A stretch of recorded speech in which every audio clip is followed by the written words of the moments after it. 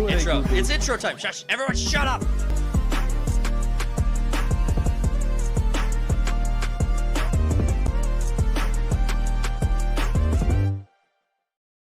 What's going on, main characters? Welcome back to Third Party Studios. It's the Third Party Studios podcast. We are on episode 73, and boy, do we have a lot to talk about this week.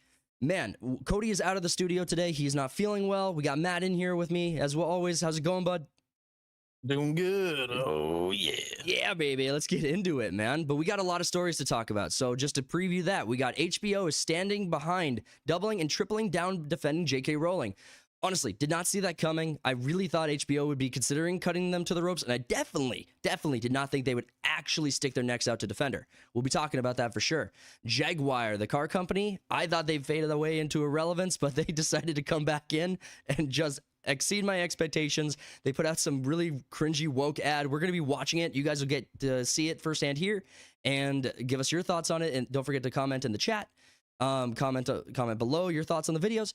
And we have the Batman sequel, Matt Reeves' project to talk about. On the heels of the Penguin TV show success, we have a huge gap in time between when that finished up and when we can expect the Batman sequel to come out. A few other stories to get into as well, but before we get into all of that, we're going to check in, see how we've both been doing with our week. Like, what have we been doing as far as, like, you know, you expect the nerds to represent. Like, what are we doing? What are we watching? What are we showing? What can we recommend? What can we advise to stay away from? So we'll give you our thoughts real quick. So before we get into that, before I give you my thoughts, let me ask Matt. Matt, what have you been up to this week? What have you been gaming? What have you been watching? I mean, what have you been up to, man? As far as watching, the usual, nothing. I split my time pretty much 100% gaming. So on that spectrum, I have gone back to the abusive relationship of Warzone. Oh, man. Dude, yeah, I heard you. I jumped into the Discord the other night, and you and Quincy were in the Warzone, and I didn't want to interrupt you guys. I just was like, I was listening to you guys interact with Warzone, and I have all these painful flashbacks to when I was doing it. I don't understand the appeal of Warzone. It seems like everyone hates it, but can't stop playing it. And it seems like that's the case with every Battle Royale, but I mean... So how did he pull you back into it, or did you pull him back into it? It was more on him pulling me in, but right now it does feel good because towards the end of whatever previous version that they had, things were just really janky. Now, okay, I have a question for you though on the Warzone topic. So the last time I played Warzone, Verdansk was the map. It was the big Battle Royale map, but my understanding of Warzone, keep in mind, I had a boycott. Like, for the people who don't know at home, I had a multi-year boycott on Call of Duty where I was not touching it. I would not buy it. I would not entertain conversations about it. I had this just hatred towards them, and it was kind of like COVID and like the George Floyd thing, the Black Lives Matter, the LGBTQ stuff, the censorship in conversations, their partnership with Microsoft to actually ban people if they said certain words inside of their own private DMs with people. And so there's a lot of stories we've talked about in the past, and my boycott is a whole different conversation on it. I have stepped away from the boycott, and I have enjoyed my time on Black Ops 6. There was a reason for all of that, but the core of my question is that with Warzone, they had introduced, like, it had stayed Warzone, but they have like multiple game modes inside of Warzone now. Is that right? Is that like cash payout, or like cash out is one, and then like the traditional battle royale, is that still one? Like the traditional battle royale, you get dropped in, you go wherever you want. Okay. Yep. There's plunder, which is the one you're talking about. It's kind of just you have a set amount of time to get as much money. Whoever has the most money at the end wins. But I'd really just use that to level up weapons. Okay. So you got you can do plunder. I can't XP grind for shit in the multiplayer. I've been trying really hard to like grind my camos and stuff. I just don't think it's possible. And anyway, keep going. You were saying? Yeah, and then there's your classic. Well, I don't want to say classic because Warzone, they have the loadouts, and I don't consider that a classic battle royale. I want to be able to go into a building, find a random weapon, and then like by the end of that match have a built weapon with parts and stuff like that. That's an interesting RNG. It's an interesting point. I want to touch on that a little bit more. Like, Fortnite is the OG battle royale, and you could make the case that, you know, there are other battle royales that came out like right away after or in a similar time frame. But I think that any person who says that Fortnite was not the first battle royale, I think I would have a strong argument against that opinion. In PUBG was the first. PUBG PUBG. didn't Fortnite come out before PUBG? I mean, first off, for like PC side, no. okay, because first off, like PUBG, like Fortnite, probably like I think Fortnite was created in the Epic Unreal Engine, so yeah, so it was created in the Unreal Engine, and then but PUBG is a much bigger game. The map, yeah, much bigger game, far more detail to everything. Like, and I'm comparing them both at launch. Like, I'm comparing the state of the game at launch. Both games had a very strong launch. But it seems like PUBG was probably in development longer, just based on what it launched with, like the amount of stuff it came out with, the type of gameplay it launched with, the mechanics, the detail of the map. I mean, if I had, it hasn't changed much, whereas Fortnite has changed a lot immensely. Since day one to day whatever the fuck it is now. Okay, so there is an OG category of battle royale that I think if we break it down academically, either way, let's say it's PUBG or let's say it's Fortnite. I personally have only tried PUBG once or twice, and that was really just trying to find a battle royale game that I could enjoy, because I was hating battle royales. I did not have any fun. I didn't experience the game the same way other people were experiencing the game, where I was actually getting enjoyment out of it. And so I was trying a few different ones to see if there was anything that caught my eye. And it took me until like last year for me to find a battle royale I actually liked. Now, with Fortnite, I believe that there are something like buy stations or something like locations in the map in Fortnite now, maybe not at launch, but right now, where you can select one of like a few options of guns. Now, it's not the same thing as building guns, but Fortnite also has limitations where you can't customize the guns. So I mean, maybe I don't know enough about Fortnite. Okay, gotcha. But I was just curious, like when you carve out this exemption to the battle royale category because Call of Duty has the loadouts, I was just curious how that reconciled with existing battle royales. Now, I'm not the expert on battle royales either, so it's hard for me to make an opinion statement on it. There's two that stand out, and that's PUBG, and then there's Call of Duty.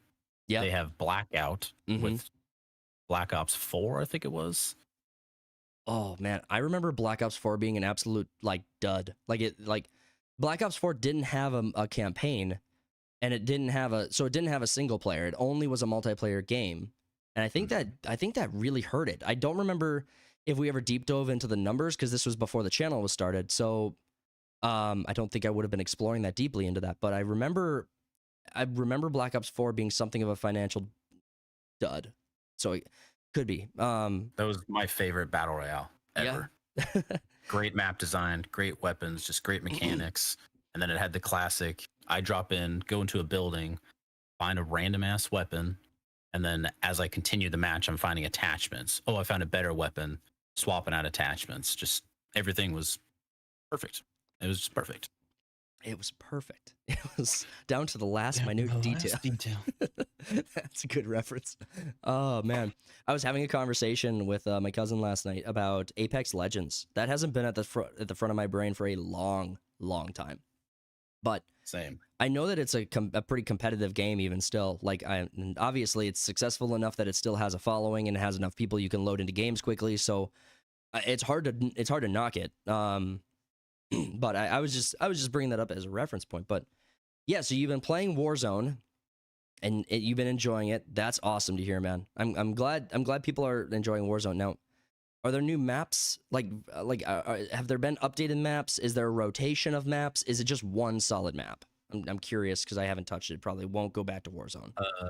They have a new map for the basic battle royale. They're supposed to be bringing Verdansk back.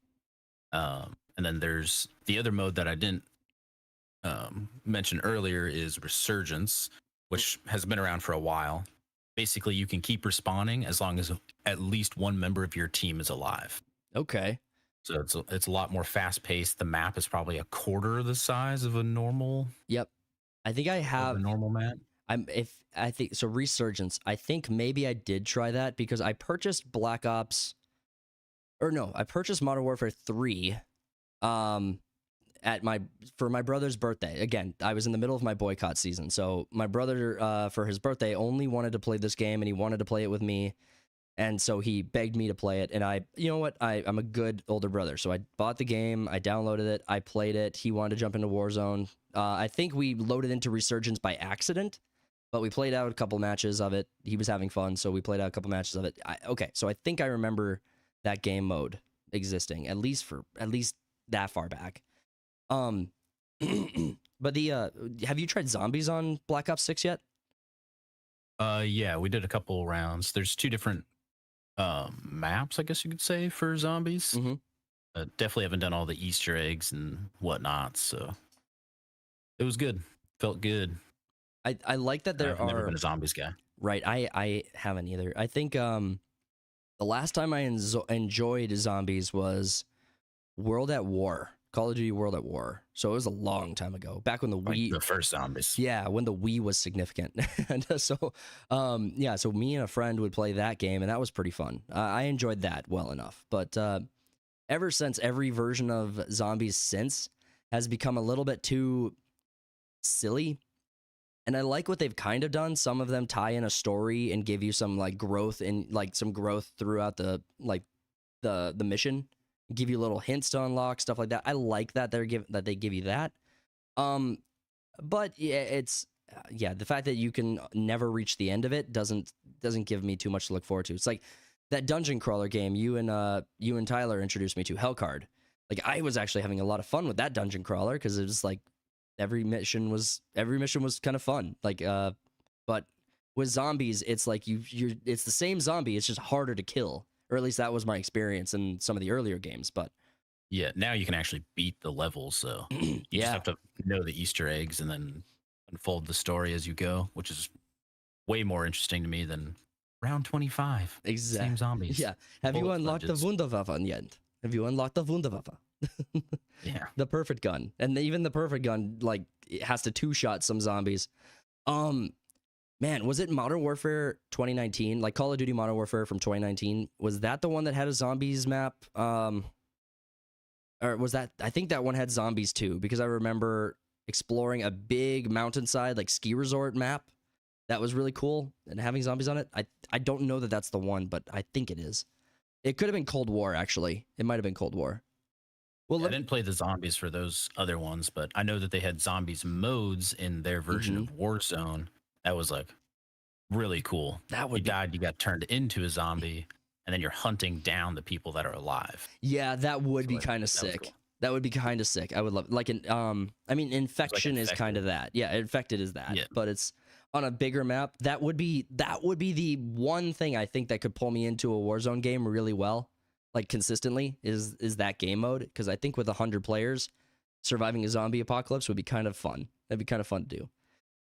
Yeah. So so you don't watch a lot of TV, you're pretty much exclusively gaming, or at least majority gaming? Especially right now with my wife deployed, there's a lot of shows that I want to watch, or like series on YouTube that I'm like holding off on. I want to watch this, but I have to wait 6 months to watch it. Oh, that'll be a good time though. I mean, you think about how much you'll have to binge when she does get back though. Yeah.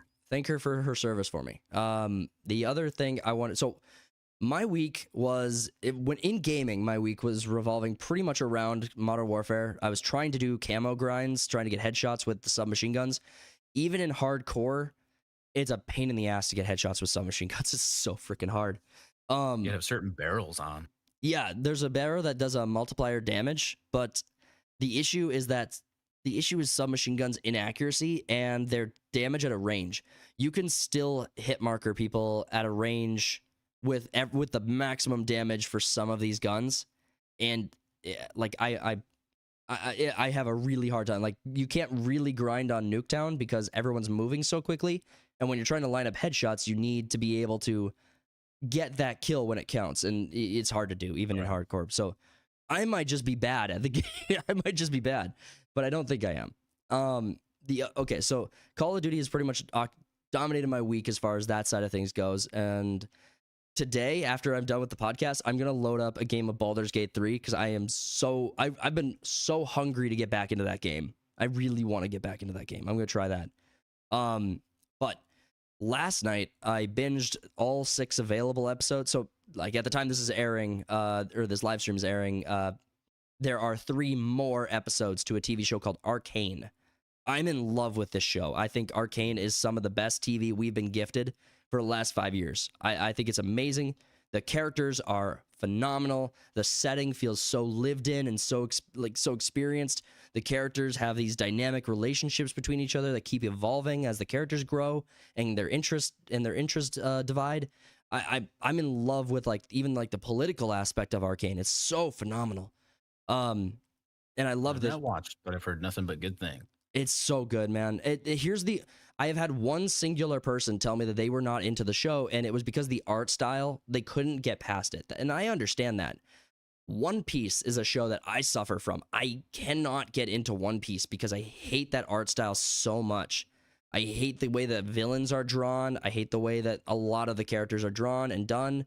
And I think everyone is so over the top and behaves so stupidly that it's really hard for me to grasp onto what I know is a deeper emotional story there with Luffy and his crew and all of the different backstories they have. So I've made it through the Alabasta arc in One Piece. So I got respectably far, at least past all of the required reading for all the character development, but I just could not keep going.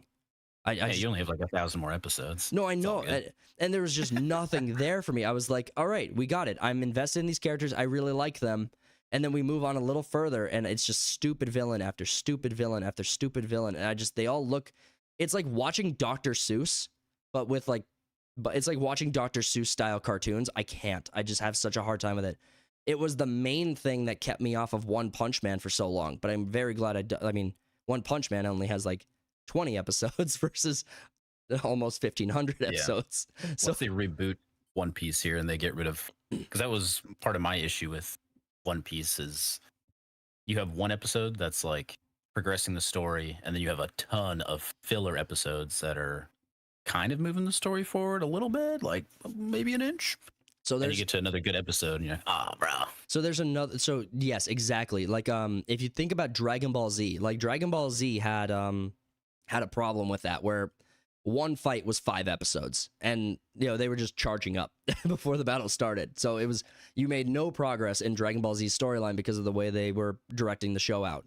Now then you had Dragon Ball Z Kai that came out and basically removed all of the filler, like took all the filler out, and all of a sudden Dragon Ball Z is a fast-paced, interesting show with phenomenal characters that's easy to jump into, easy to get involved in that universe, and and that was such an amazing thing. With One Piece, there's I don't know if it's a website or what it is. It's called One Pace, Pace, where it like basically what it did is it also like removed a lot of the filler and stuff from the episodes that they were hosting. I don't know if that was like a Jack Sparrow site or what, but it was I've had several people who have recommended me to try One Piece again, have pointed me there, and they said, listen, I understand that there's a lot of filler here. Go check that out. You'll have an easier time diving into it, and you'll have an easier time. So they've recommended that to me. Still not something I'm eager to get to, but with Arcane, it's every season has been each season has been 3 acts, and they do the not the binge model for deployment of the show, but they do like the bulk episodic where every week they will deploy 3 episodes. And I love that. There's another show that did that, The Legend of Vox Machina on Amazon Prime. And I love that way of doing things. Like, basically, if you can give me an hour of content, I feel like I'm satisfied for a week. And I understand that the binge model is very appealing to a lot of people, but I think it robs the entirety of the culture of, like, entertainment of their water cooler experience, where everyone's watching the show at the same pace, at the same time. They're all experiencing it together, and they're having conversations and organically growing the fan base. I think we don't have that anymore, and I think that's to the detriment of the community. But I get it. You want to sit down, you want to binge a show, you want to hear the story and be done with it and move on. I think that's a little narrow-sighted, and I don't think that's as good for the entertainment industry as, like, say, the weekly deployment. Arcane deploys in sets of 3. And this season's 9 episodes, so I had 6 episodes to get caught up on last night, and I watched them all, and I fell back in love with the show the main characters are a pair of sisters named Violet and Powder, who goes by the nomiker Jinx in the show. She's basically more of the antagonist, kind of anti-hero, kind of had a really rough life, and that kind of affected her mental state, and now she's kind of this antagonist in the show. Whereas Violet is kind of also had a similar backstory, but she's trying to fix things, and her sister's trying to ruin things, or is unintentionally ruining things. So it's a really interesting dynamic between these sisters. And one of the complaints that people normally would leverage against a show like this is it's woke. It's female girl boss empowerment, and obviously they have to include a super diverse cast. They have to have the token characters in there. They have to have their gay scenes. They have to have all of that.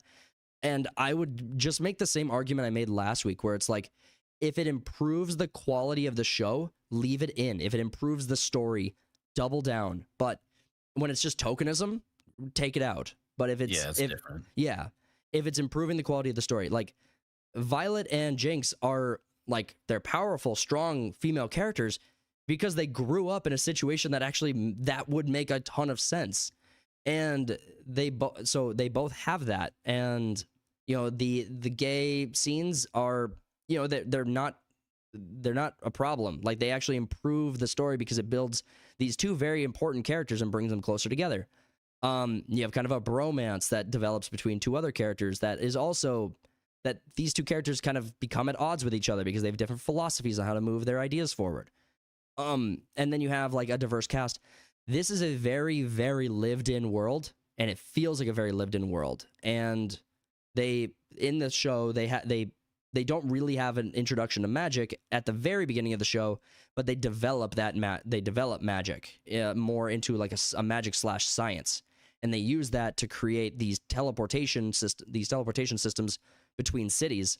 And now all of a sudden you have a much more diverse cast, and that makes so much sense for a world where transportation is so much more accessible and so much faster, and there's a value in moving around.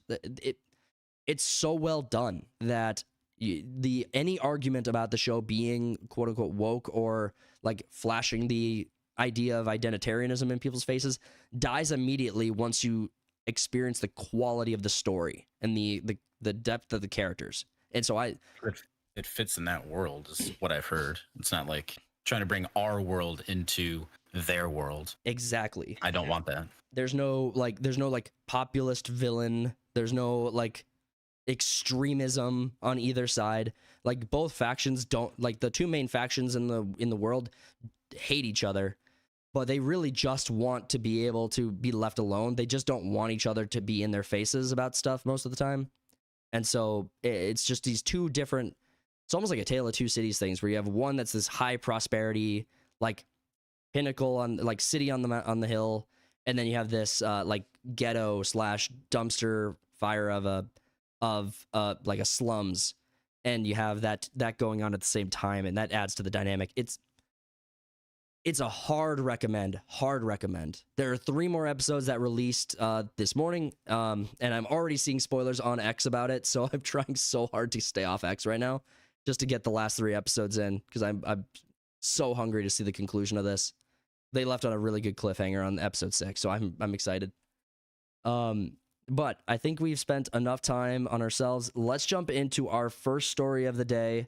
We're going to be talking about HBO and JK Rowling. So the news comes from That Park Place. HBO stands by JK Rowling ahead of Harry Potter TV series involvement, says author has the right to express her personal views.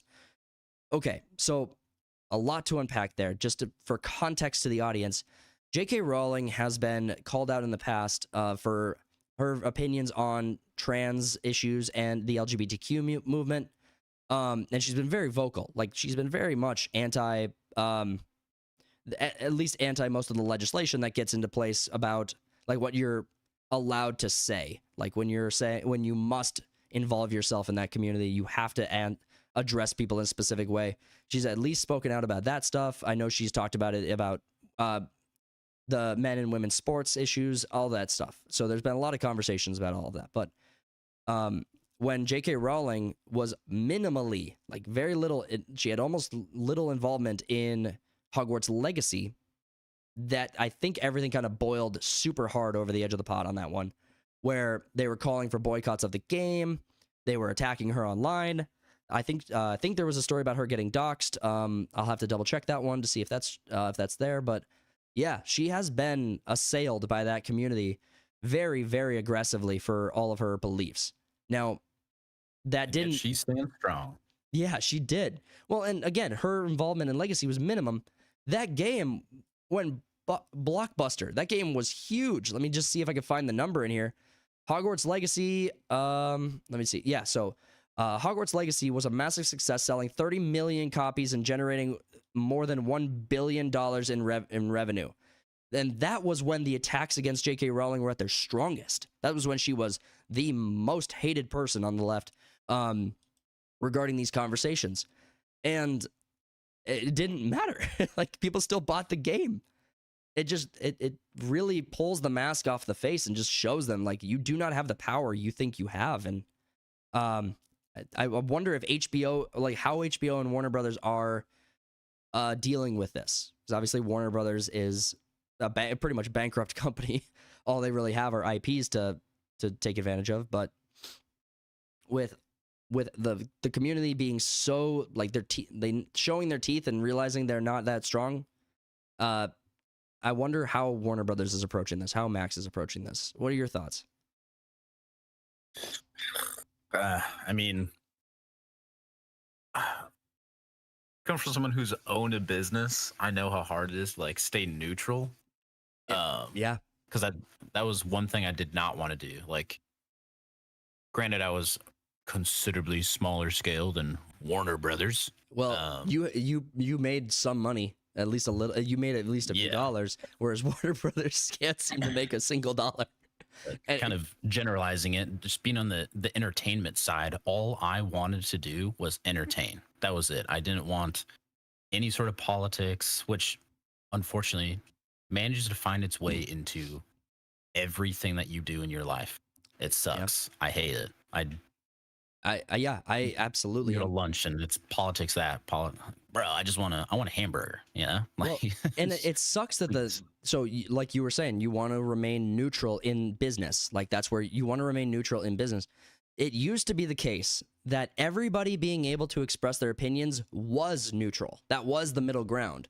But now a person having the ability to express themselves and their opinions is now considered extreme and right-wing and fascist.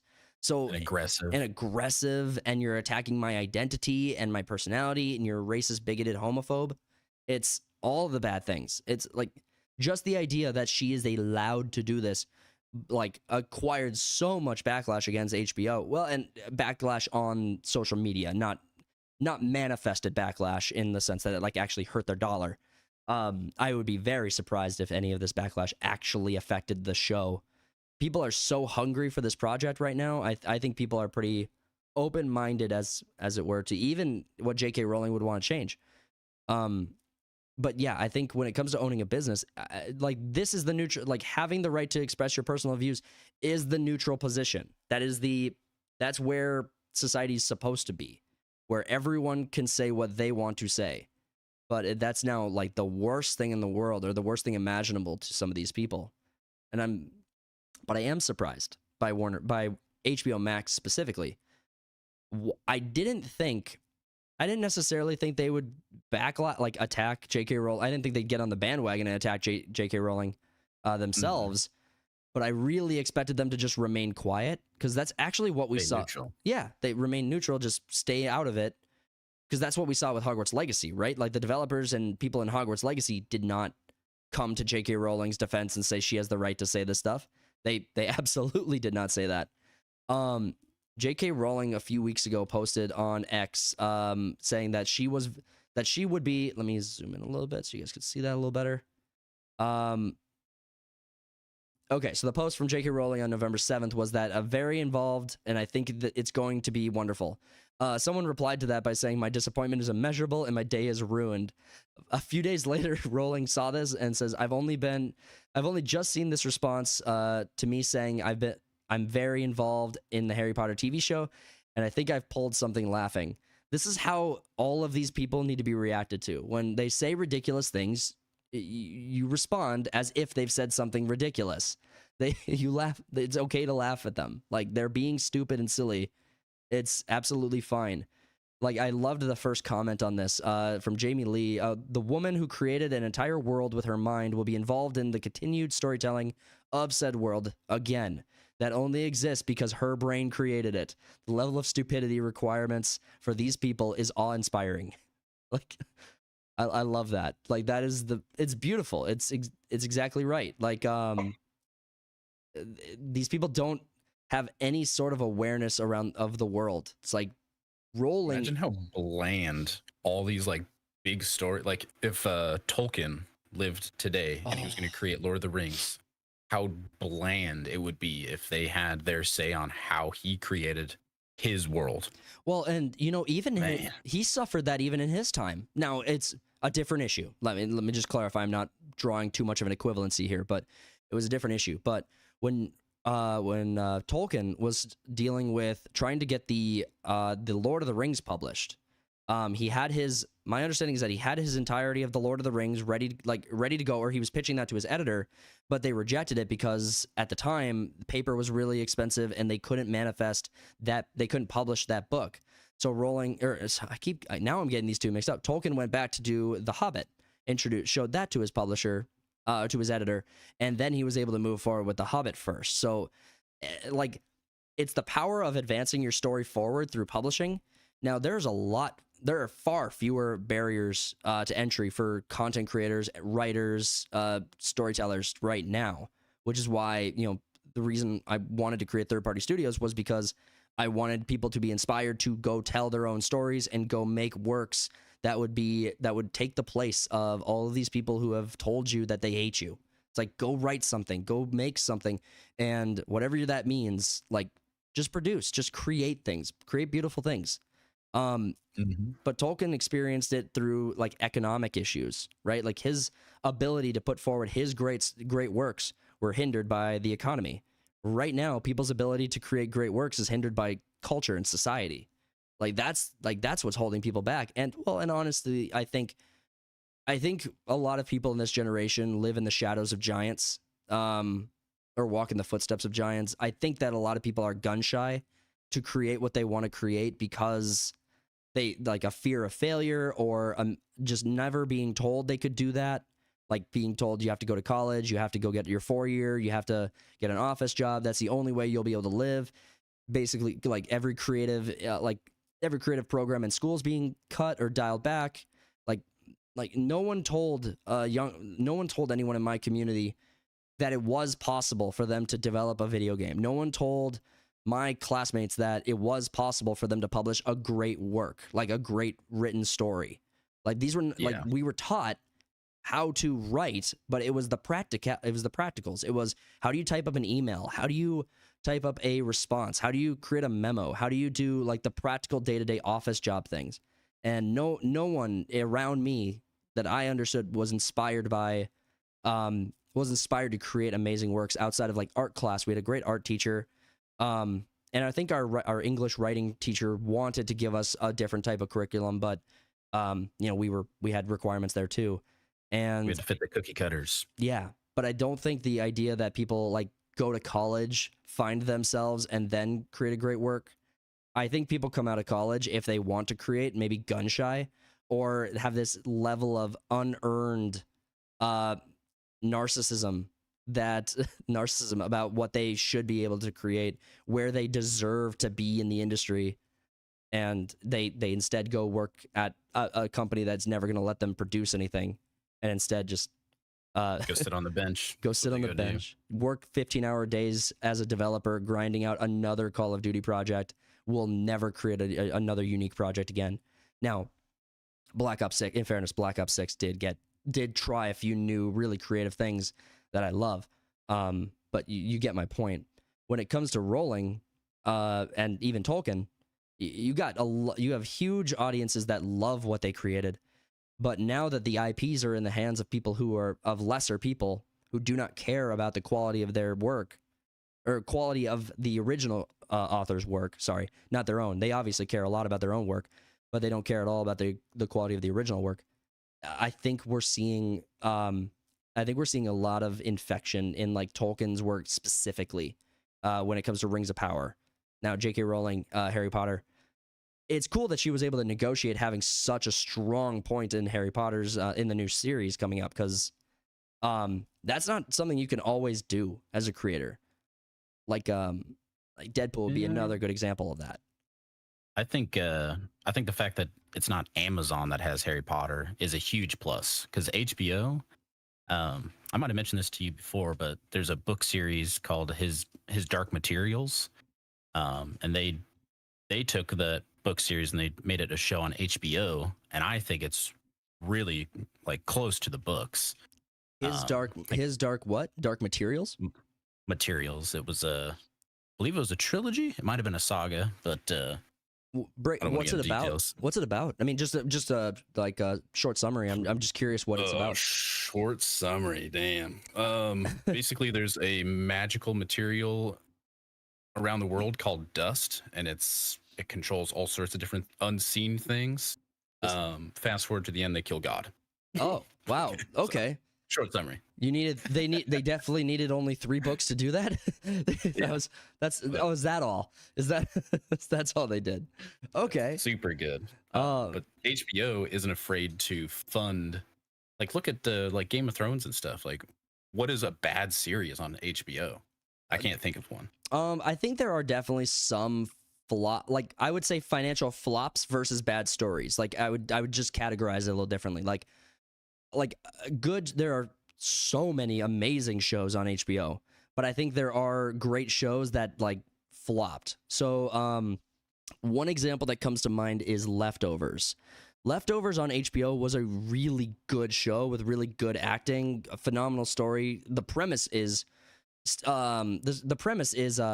Stephen King-esque kind of premise, where basically what happens is one day 25% of the world's population just vanishes, like instantly just goes away. And you deal with the entire first season having everyone's just kind of living in the aftermath of that happening. Like people's family members, people's children, people's parents, people flying planes, people like people just vanished in an instant. And then all the societal trauma of that happening and with no explanation, and what that looked like in the aftermath was so well done. They had the cult that was pretty significant cult, that the main character that was kind of the main problem to contend with in the first season. But I don't think that show, because keep in mind when that was coming out, you also had Westworld and a few other shows kind of pulling attention from it. And so, and I also don't know how big the audience was meant to be for that show specifically. So it's kind of hard to know for sure how that was breaking out. But I think you could probably, if you deep dived hard enough, you could find examples of shows on HBO Max that definitely did not succeed.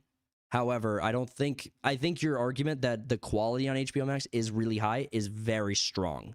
I think they've always been that way. I think they've always prioritized the quality of their series and of their shows.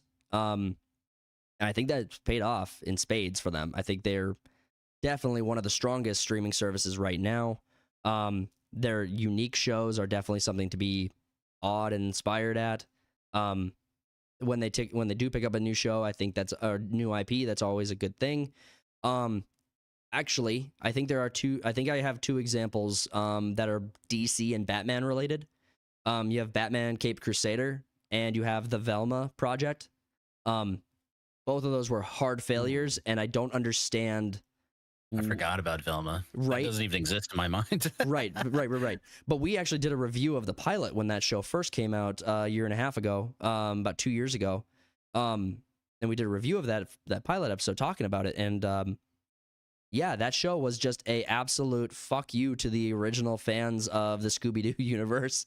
Like, generations of people who loved growing up with Scooby-Doo. They got the Scooby-Doo mystery, they got the Mystery Machine blanket, they got the Scooby-Doo stuffed animal, they got They went to their store. Mascot. They went to the store with their parents and found the Scooby snacks that they like cookies that they could buy and eat. Like they had like Scooby-Doo had such a cult following and still does have such a cult following. I think it's still relevant on cartoon television right now. I don't know that that's true. Obviously, I haven't watched for a minute, but you just told every generation since the 70s to go fuck themselves with that abomination of a project. And you were like, oh, this will be a financial banger. This will be a huge success. It's like another example of a Hollywood narcissist being like, well, I've got some time. Let me just find a beloved franchise to go shit on for 2 years.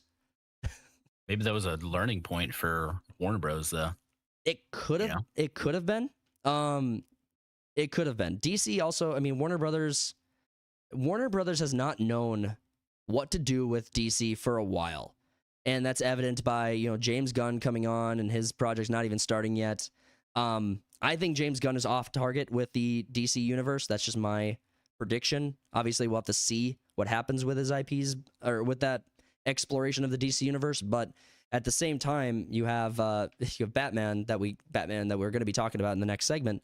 I guess in the upcoming segment we'll be talking about the Batman projects, but yeah, DC has had no idea what to do with or Warner Brothers and DC have had no idea what to do with that universe for a long time. Like their animated movies are getting worse. Their TV projects are all like hyper fixated on identity and like race swapping and tokenism and all that stuff inside their projects, and they suffer for it. Or they just absolutely want to like throw hatred towards that audience. Like it's not even Velma. Velma wasn't an isolated incident. Remember that Suicide Squad Killed the Justice League came out, and that's basically in the same vein. It's like they don't know what to do with these IPs. All they can do is attack the audience and be like, hey, are you finding this funny? No one is. No one's laughing. Everyone hates this stuff. Everyone, like Cody makes the point almost every time we talk about these types of topics, that your audience did show up. This is just how small they are. That's your audience. That's everyone you got. So it's frustrating as hell. So just to kind of wrap up the JK Rowling conversation, I'm really glad HBO got behind her and made it clear where they stand on this. It says a lot about their internal values, like their internal like business ethic that they do have. And I would argue this is just a neutral position, like what you were saying earlier. This is just a neutral position. Everyone has the right to express their personal views and opinions. That's supposed to be neutrality. And the fact that they had to come out and say it, I think is a problem, but it also shows that we are in a moment in time where businesses do get to come forward now and start saying their piece on this if they want to, and start defending their projects if they actually want to create something good. I have real concerns about the Harry Potter TV series related to, are they going to double down on identitarianism, tokenism in the project? Are they going to race swap a bunch of beloved characters?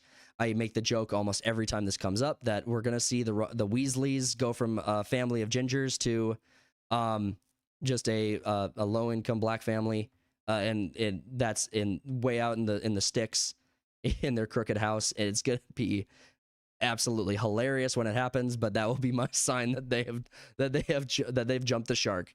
That will be what it'll indicate to me. But all right. Any final thoughts on JK Rowling? No, I'm just hopeful for an authentic reboot of Harry Potter.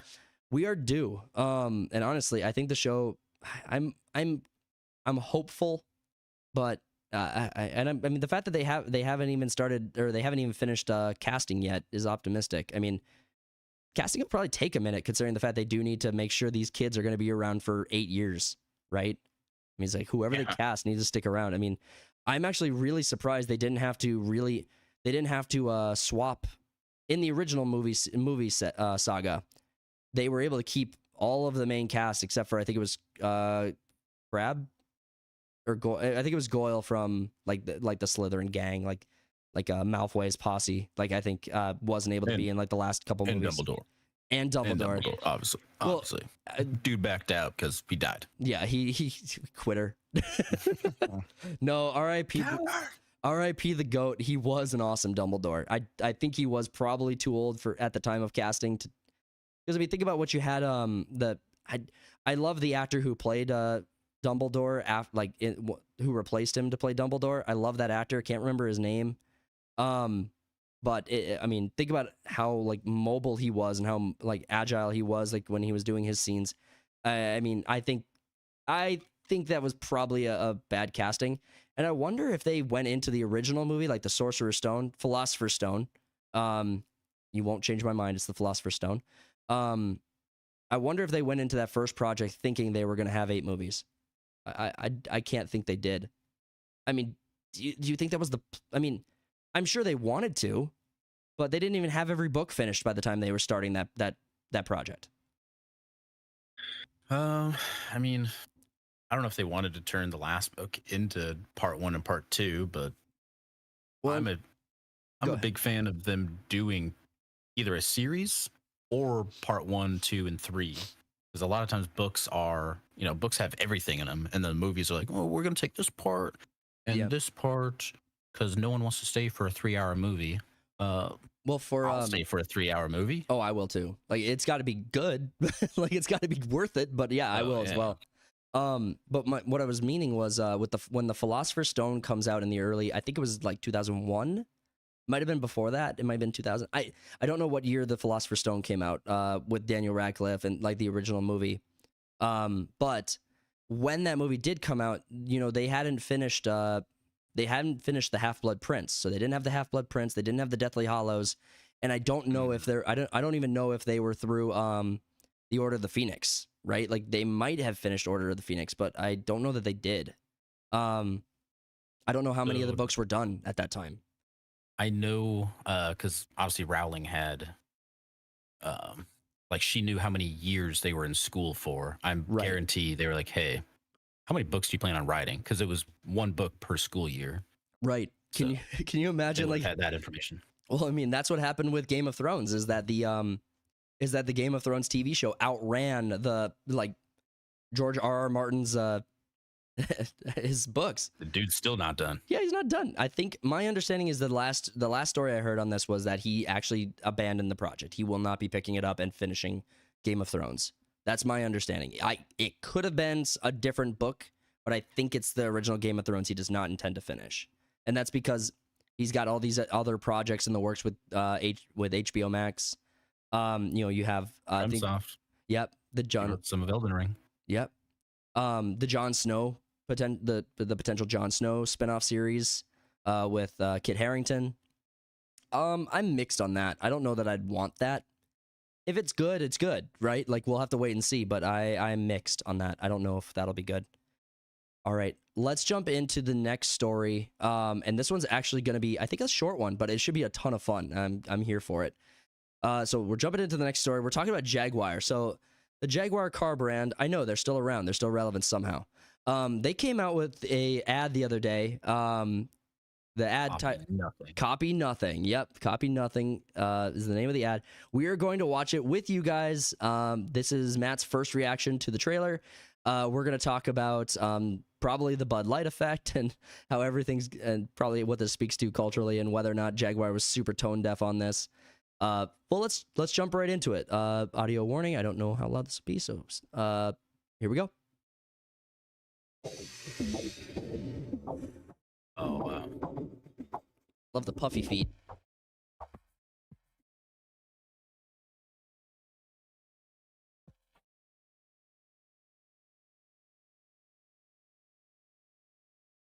Holds.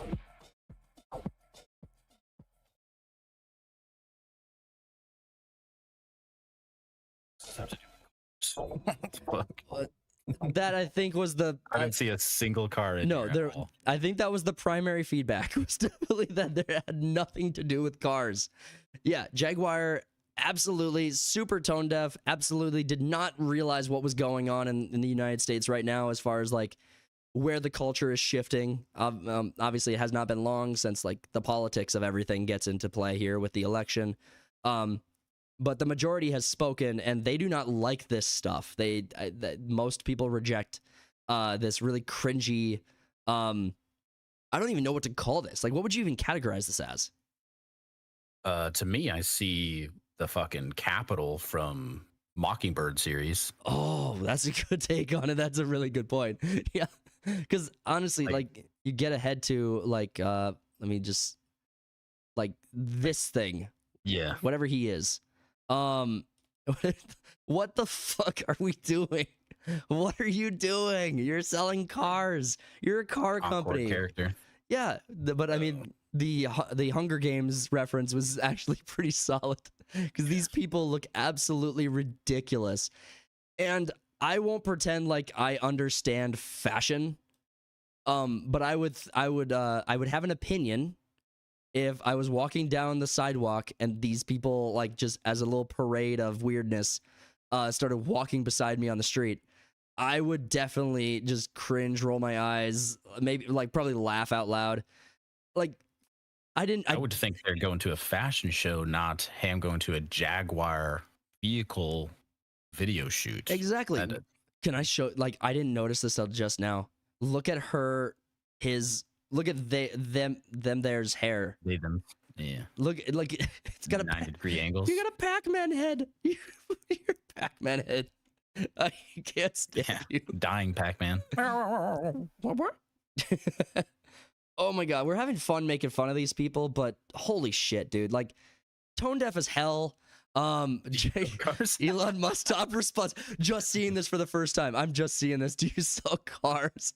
Yes, we'd love to show you. Join us for a Koopa.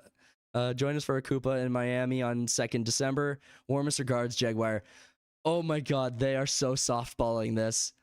Honestly, their response doesn't even seem like they know who Elon Musk is. Yeah, exactly. Like, I'm trying to avoid some of the like harsher things in here, just because I don't know what's allowed on YouTube as far as that stuff goes. But yeah, I guess boycott Jaguar is trending on X right now, along with any other business that still doesn't get it. Hello, thanks for the feedback. We'll be sure to pass it on to the team. Best wishes. Selling my Jaguar. This is terrible. No response. Clown World. Thank you for your comment on this, Clown World, with 2.8 million followers. This is surely a joke. A pivotal moment. Yeah, they don't get it. Absolutely tone deaf. They do not understand what they did. And you know what? Crazy.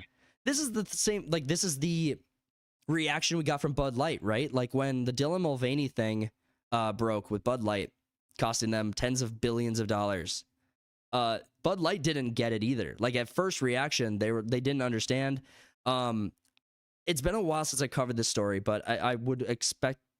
I'm pretty sure that they had, you know, all of the shills coming out saying racistophobes at people for the Dylan Mulvaney nonsense. And like, I was just talking to my normies, like my normal friends who I was hanging out with, and they were just individually, like, themselves. They weren't organizing. They were just saying, yes, I've boycotted Bud Light.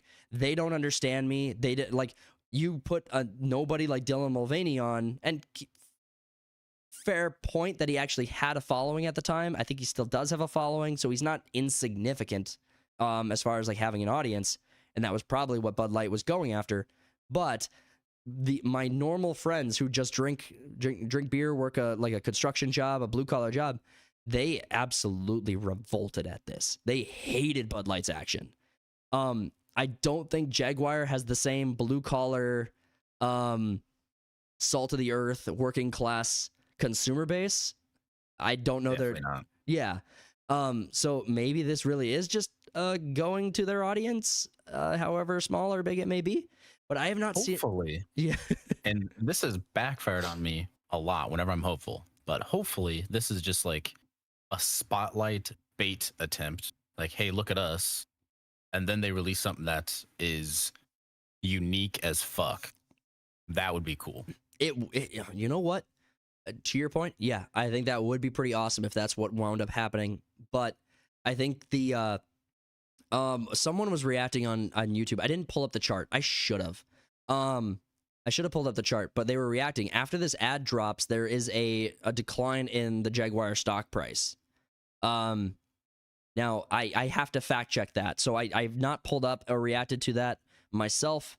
I saw a brief snippet of someone else putting that on their video, so I don't know if that's true. But if it is true, it would make sense. That would be what I would expect to see as a reaction to this. People basically abandoning people who are salt of the earth, who just have a Jaguar maybe because they like it or because it's comfortable or whatever, are just saying, no, I'm good. This is not even a car commercial. I mean, I've seen Super Bowl commercials that are for car commercials that are pretty freaking fun, like pretty enjoyable. Like some of the best Super Bowl commercials have been car commercials, and well, most of them are usually Mountain Dew or Doritos commercials are usually the best on Super Bowl. But Puppy Monkey Baby. The Monkey Baby. Oh, Puppy Monkey Baby. Oh, wow, dude. That's going to be my day now. It's going to be thinking about the Puppy Monkey Baby. Oh, my God. I just realized this thing is holding a purse. Look at that purse, dude. What the hell? That's a purse? Oh, my God. Dude, that or a pistol case. And I doubt that. Oh, my God. It is a purse. Yeah, they're definitely not wielding a pistol.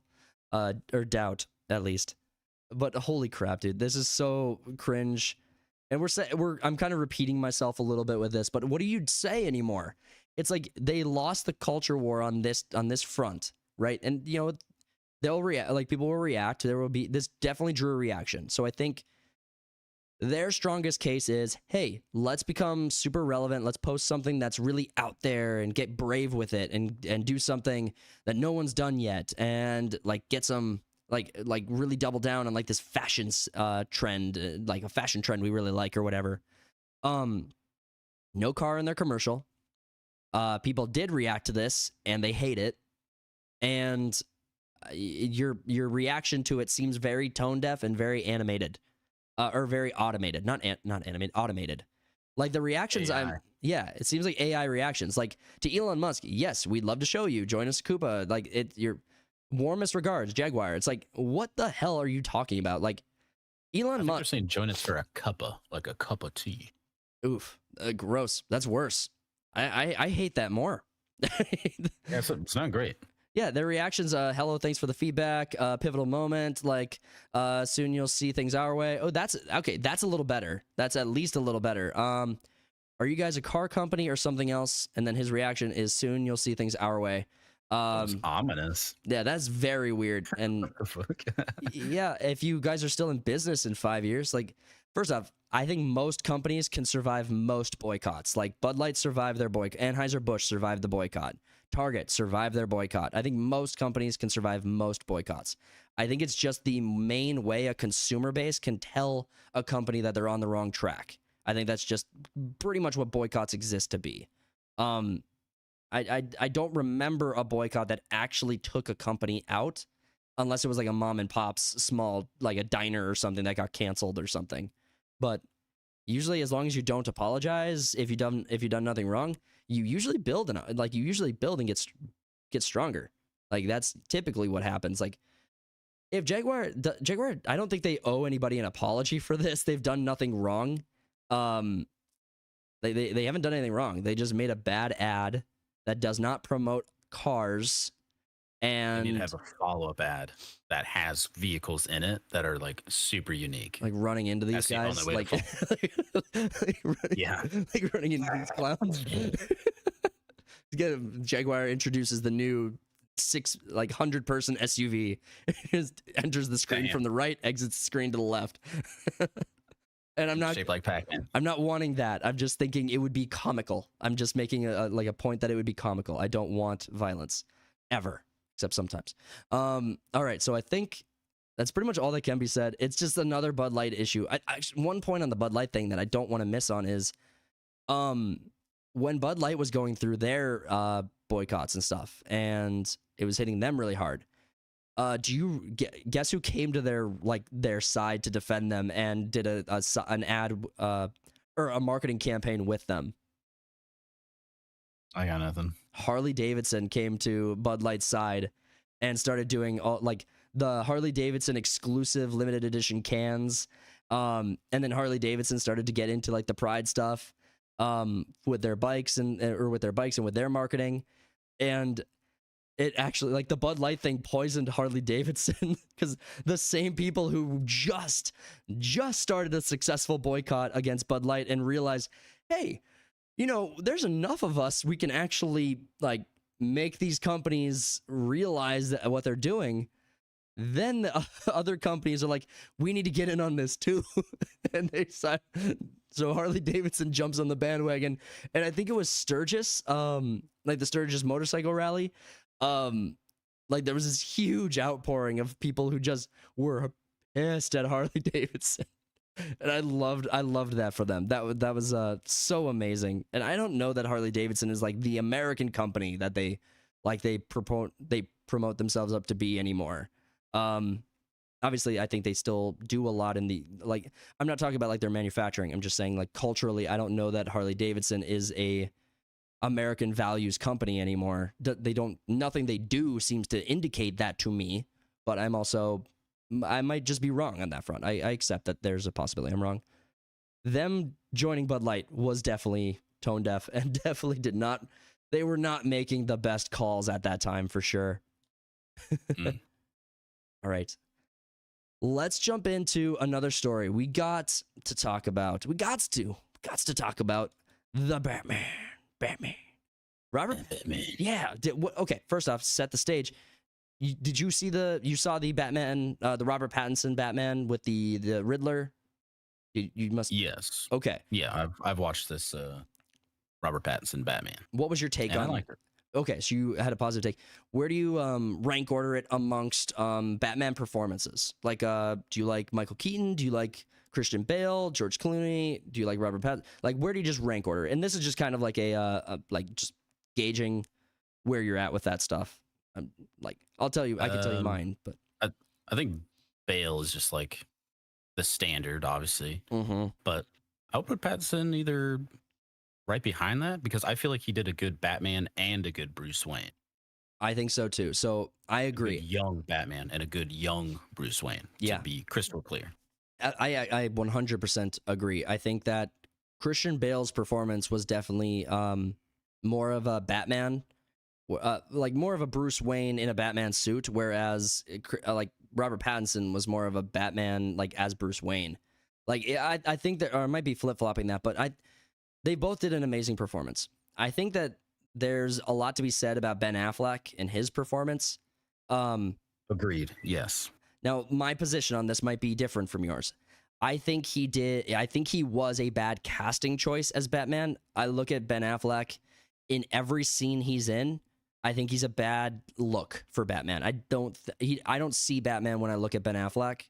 I think he performed his role well, as I would expect Ben Affleck to do, but I think it's the way that he looks. It's all of his immutable characteristics, the things he can't do anything about, that really piss me off. No, I'm kidding, but no, it is. I just don't see, like, that's fair. Even George Clooney though. Like, I don't look at George Clooney and think Bruce Wayne. It's George Clooney's like stupid smile just should never be on a Bruce Wayne's face.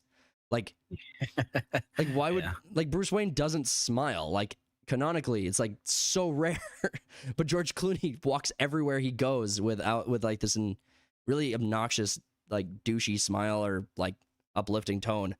Michael Keaton was better, but Michael Keaton was kind of the same way, where he smiled a lot as Bruce Wayne.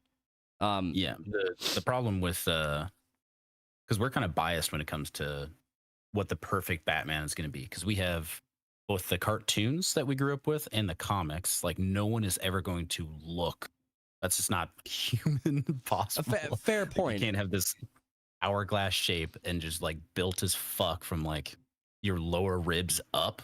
Rah, that's just not going to be a thing. Fair point. So I think Ben Affleck looked the part. And I especially liked him Batman versus Superman, how he was training. Like, yeah, he knows he's at a huge disadvantage, so he has to be at his peak physical strength. The best human. Which is still obviously nowhere near Superman ever. No, Darkseid couldn't won. Like, Darkseid is, well, I know that there have been battles between Superman and Darkseid where Darkseid's won, but a Superman tryharding versus a Darkseid tryharding should really be a no contest for Superman. Like, that's my take on that. Yeah.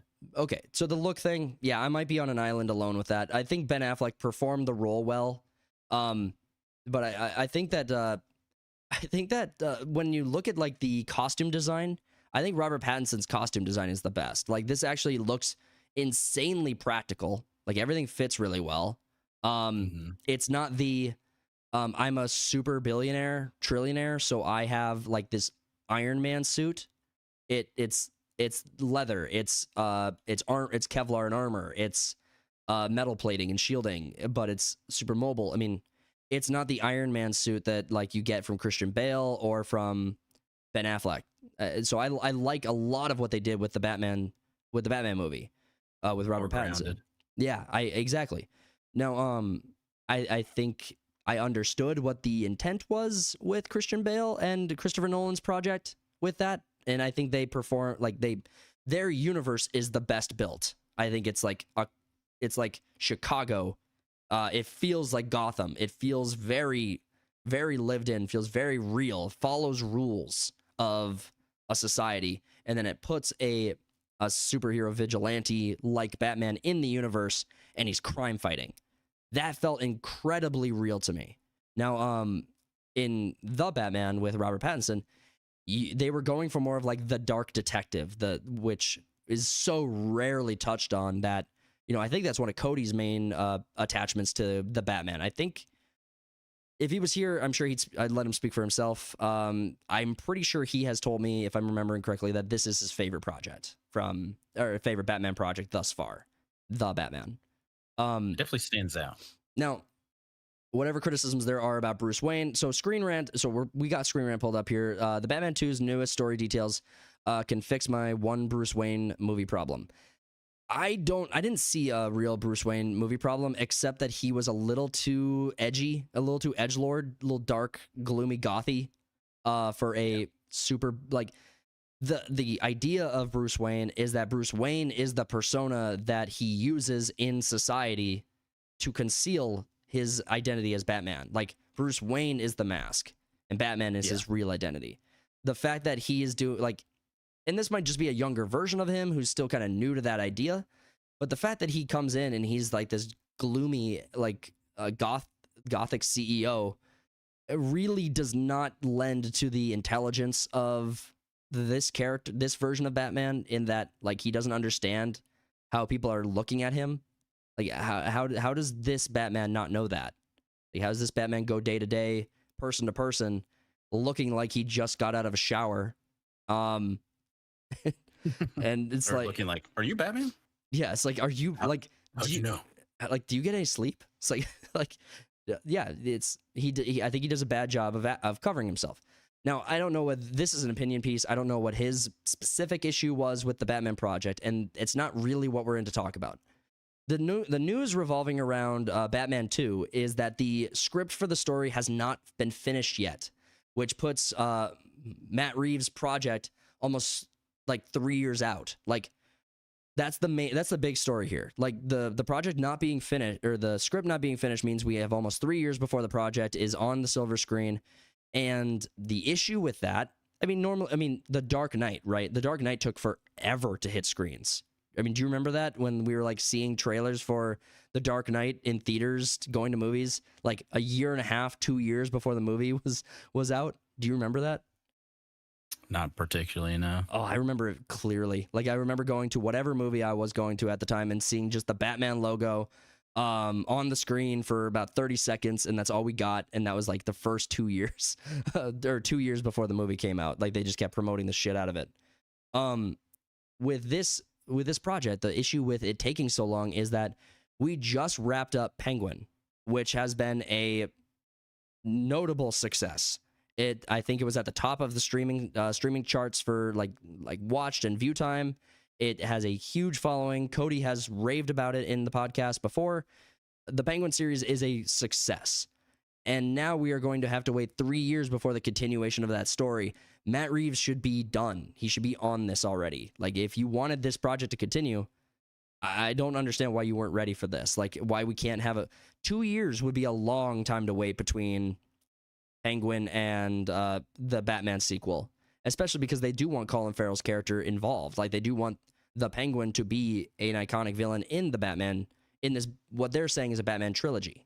So if it's going to be a Batman trilogy, if Colin Farrell's Penguin is going to be a villain in this trilogy, I think Colin Farrell said that I think he's only got a few scenes, or they only have the idea that he's going to be in a few scenes in the sequel. But it's probably setting him up to be the villain in the third movie, in the third act of the stories. But if I'm okay with them taking their time.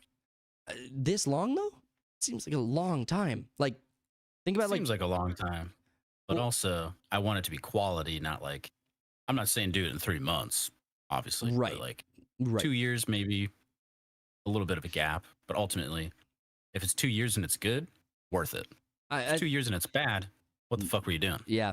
Okay. I think that's very fair criticism. I mean, a lot of Hollywood projects are rushed, and that's not what we want to. And that's not what we want to see. We don't want to see rushed projects. But I think that some of the okay. So I'm mixed on this. Like, because on one hand, I'm like, the Penguin is just a TV show. Like, but that's the most recent telling of the story. It's like, if you were going from Batman 1 to Batman 2, you could take 5 years. You could take a long time if you're going from Batman 1 to Batman 2.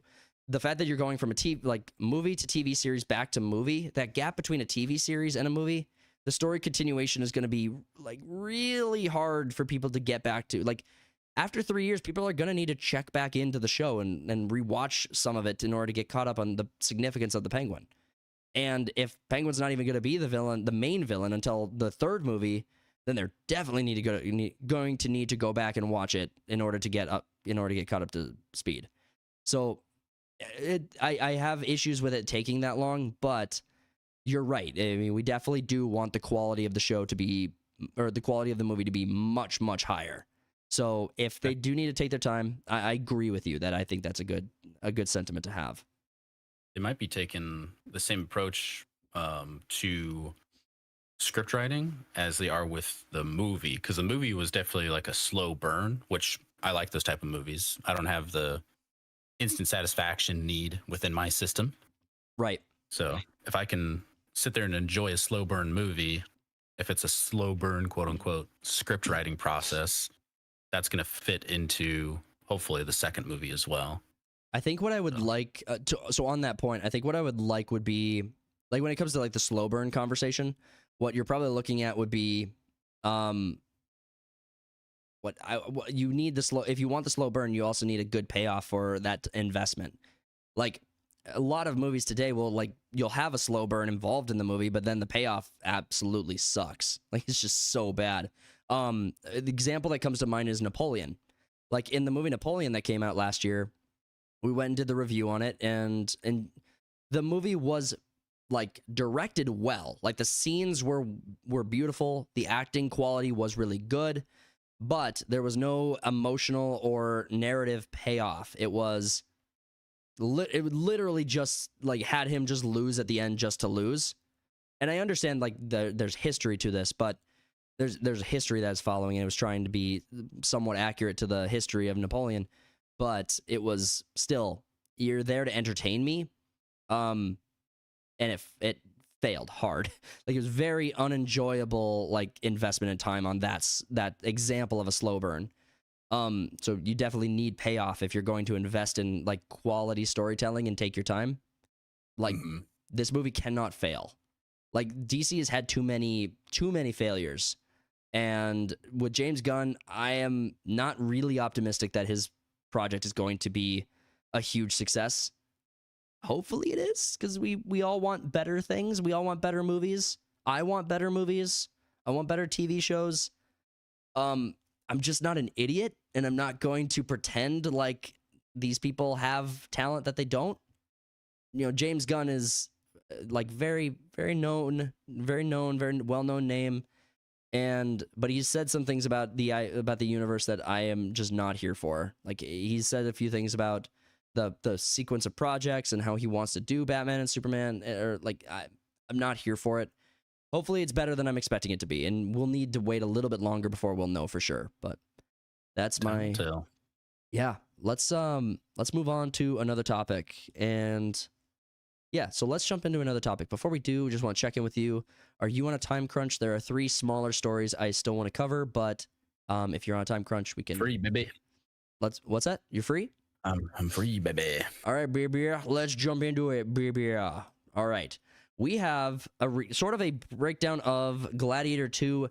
Last week, we put out an episode where we were talking about Denzel Washington's interview. Denzel Washington, in his interview, came out and said that he had a gay kiss scene with another man, obviously, and that Ridley Scott had pulled the scene from the movie, that Denzel Washington had a gay kiss, and they pulled it from the movies because they were being cowards about it. So Ridley Scott, so from that Park Place, Ridley Scott shuts down Variety when asked about Cut Gladiator 2 same-sex kiss. Now, last week we committed to you guys that we were going to be doing a review for Gladiator 2, just full transparency. Cody is sick. We were not able to get to the screening, so we did miss our opportunity to do that and get it to you early, or at least as early as we normally want to. But we caught this story, and we wanted to just get both sides of this, because Denzel Washington definitely made the claim in his interview. And now the Variety interviewer, Malkin, comes up to Ridley Scott, and this is what we've got. So I have the video here. I'm going to be pulling it up, and let's check it out. Got to ask you about the Denzel kiss. He said people got chicken. Did they get chicken? The kiss with the boy. Denzel kissed the man, and then he killed him. Okay. Did he? He kissed the senator. You mean the senator? Denzel said he kissed the man on the lips, but it didn't make the final cut. No, that's bullshit. It was a senator. Bullshit. Did he? No, they never did. They acted the moment and didn't happen. It never happened. No, it didn't happen because they acted the moment as if he... You want me to do it right now? Yeah. Okay. Okay, so Ridley Scott, I think Ridley Scott's past his prime. I'm hearing good things about Gladiator 2. All I'm seeing are reviews. All I'm seeing are reviews online. I'm reading through comments. I've seen the Rotten Tomatoes score. Audiences are seeming towards liking it. Obviously, it will not live up to the original. It just can't. That's not possible. It's not possible. But the feedback I'm getting is generally positive, with some of the critics that I trust the most coming out with seemingly legitimate claims about the quality of it. But now to talk about this, Ridley Scott. How I took this, because this is my second time watching this interview or this question, and it seems like Ridley Scott's not denying that the kiss happened, but that it was actually in the script. Because he says that he's talking about the senator, and he says that maybe I want to listen to it back. His explanation. Didn't make the final cut. No, that's bullshit. It was a senator. Even went back and looked at the film. There was never. Okay, so did he? They never did. They acted the moment and didn't happen. Okay, so that was what I'm just trying to get to. They acted the moment and didn't happen. So, it seems like Denzel's either like overplaying the significance of the kiss that he knows will probably never be published or like anywhere. And Ridley Scott saying that that it never happened. Now, another way I was thinking that this could be intended is that it wasn't in the script for Denzel to kiss the man, but he did as like improvisation because the scene felt organic that way. I'm inferring some stuff in that interpretation, because I'm listening to this. It's not clear. I mean, it sounds like an overt rejection to the idea that it happened, but I'm hearing some of the vocabulary and getting a little confused. He's saying like the interviewer There's asked, a lot of confusion in general. Yeah, it's like the interviewer asked, like, Denzel, in Washington's interview, he talked about kissing a man, and Ridley's like, the senator. Like, are you talking about the senator? And I'm just like, is the senator a chick? Because that like doesn't address the core of his questions. Like, so I got really confused by this answer to the question. But the way I'm interpreting it is that, the way I'm interpreting this is that Denzel did kiss a man, but it wasn't a part of the script, and it was improvisation. That's my interpretation of how Ridley Scott is answering this question. I could be 100% off base. I was not there, and that's not overtly what he said. I'm only making inferences because Denzel Washington's an insanely talented actor. And, you know, it wouldn't be the first time an actor kind of improvised a scene because it felt like the way his character would behave. But again, I'm not getting enough from this to get a straight answer one way or another. I mean, Denzel Washington says, so a quote from Denzel, or this is a quote from Malkin. I got to ask you about the Denzel kiss. He said people got chicken. Yeah, Ridley Scott's denying at least that much. It doesn't seem like he's engaging with that part of the question, but it probably was not a question he was ready for either. I don't think Denzel would have said he said people got chicken. That seems like, I've watched a lot of interviews with Denzel, and that doesn't seem like a Denzel phrase. Okay. If that makes sense. I hear you. This interviewer is adding that in there to like provoke Ridley. No, in fact, we do need to go back and watch that because let me see. Ridley Scott, Gladiator 2. Where was this? We just talked about it. Oh, it was on X. Crap.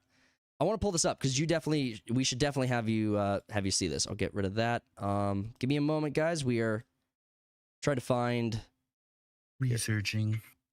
Okay, here we go. I think this is it.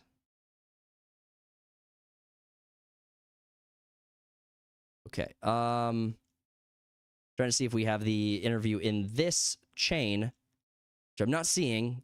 This is not normally what I like to do, guys. I normally like to have it pulled up and ready to go. So apologize, but I do want to find this interview. Here it is. Okay.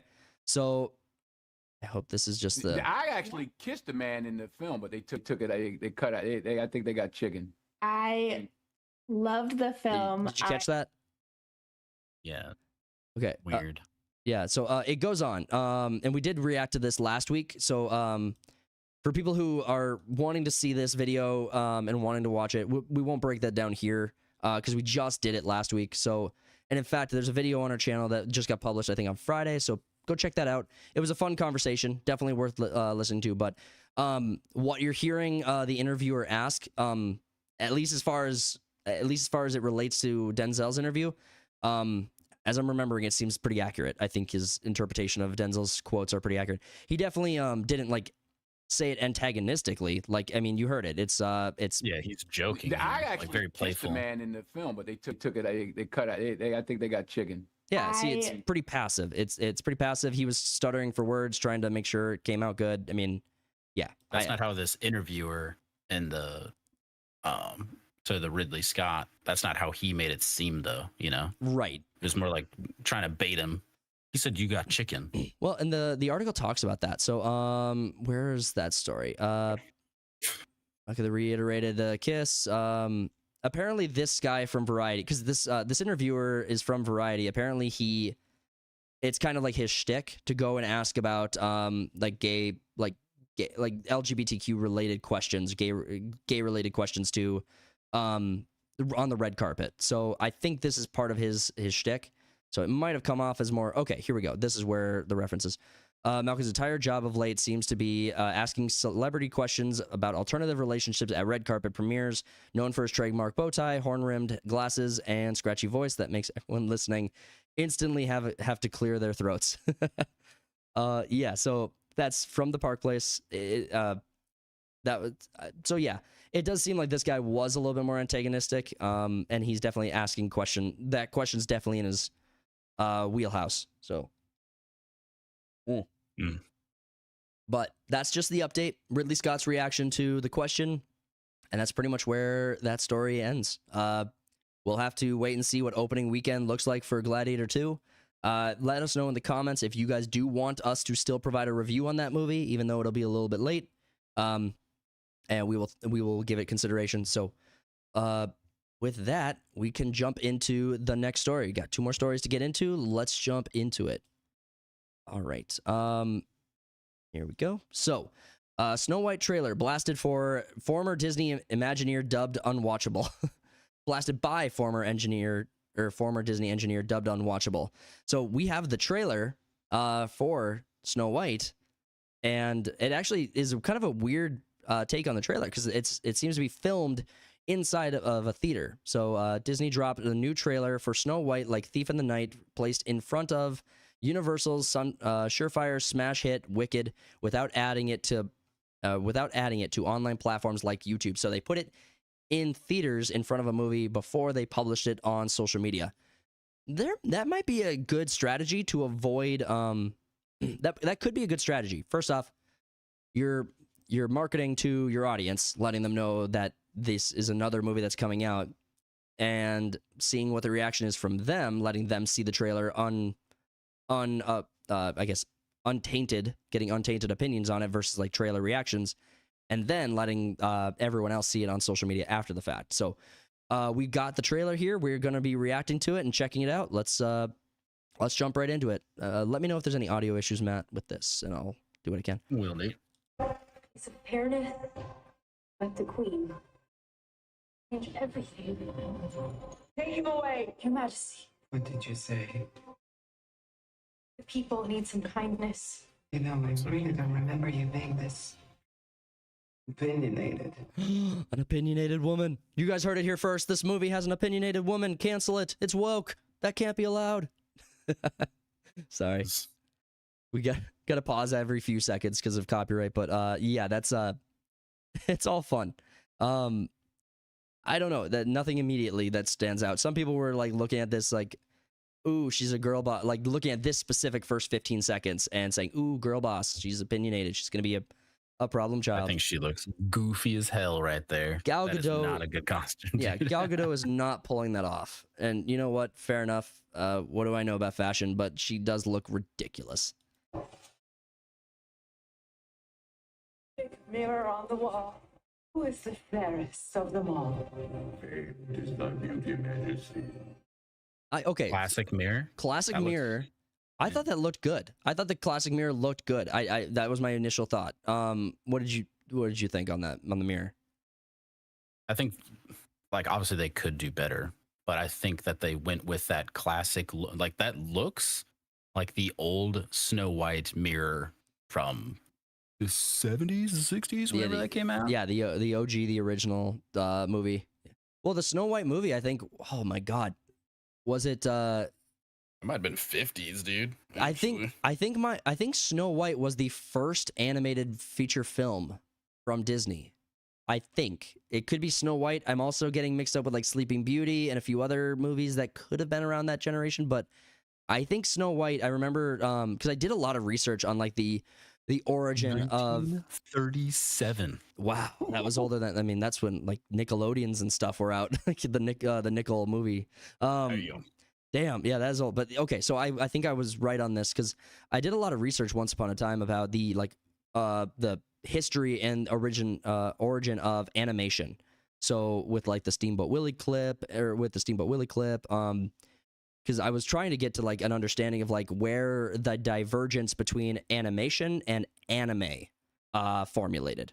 So like where was that divergence? Why is there such a strong belief that a cartoon is not anime? Like why is that belief so ingrained in people's minds? Why is like Avatar: The Last Airbender categorically not an anime? It's like it I is. thought it was a cultural thing. I thought anime was more like Japanese. Japan and whatnot, and then cartoon is like anything that's made in the Americas. Well, and that's the most passionate argument I've heard from people who I talk to on this, is that anime is specific to Japanese. And I'm just like, okay, so there is a category of anime that's from China. There's a category of anime from Korea.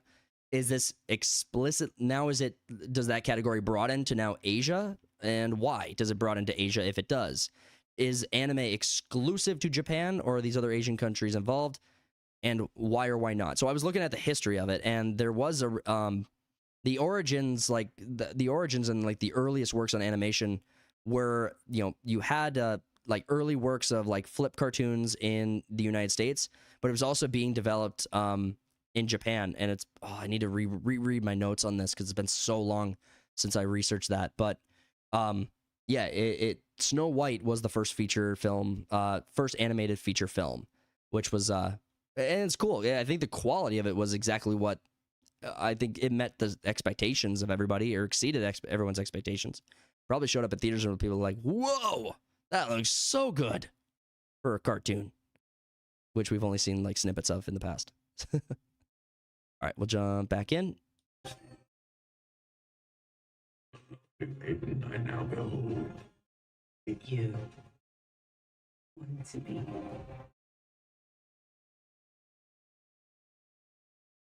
Oof.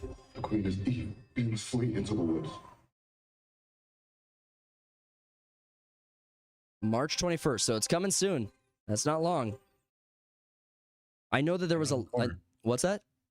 Right around the corner. Yeah, I mean, I know there was a lot of like discussion about this. So Rachel Zegler obviously recently got into hot water with her take on the election stuff and got into hot water with that, and it sounded like she was pretty close to getting shit canned.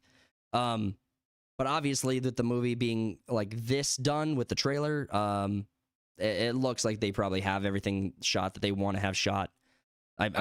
So I'm guessing they're long past that if they already have like a release date and everything's done. So, I'm guessing she's not in any hot water anymore. And I've also read articles that came out at the same time that her and Jon Favreau are working on getting her into another one-off project. So she's looking like she's gonna be around for a while. We'll have to wait and see.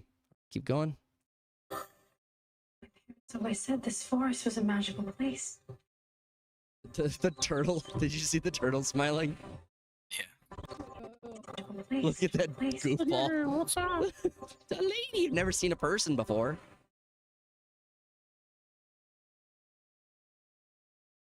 Anybody here? Wow.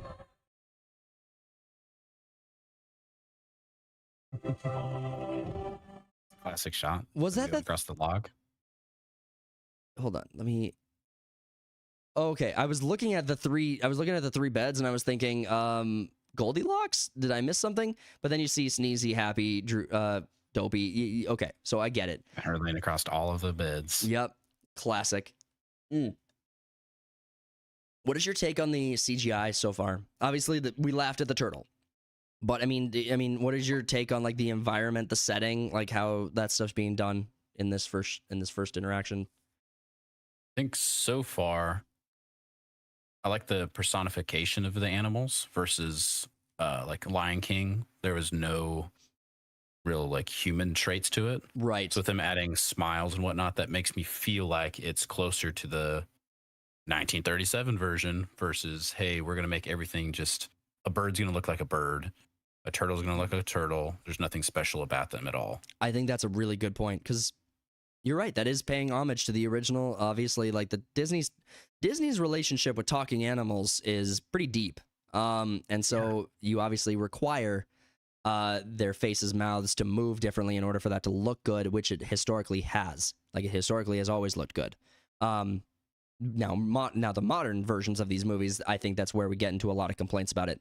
But yeah, you could make the argument it's bad CGI, but I think your argument that it pays homage to the original is probably a stronger argument. So we'll continue. Done purposely. Yeah. Yep.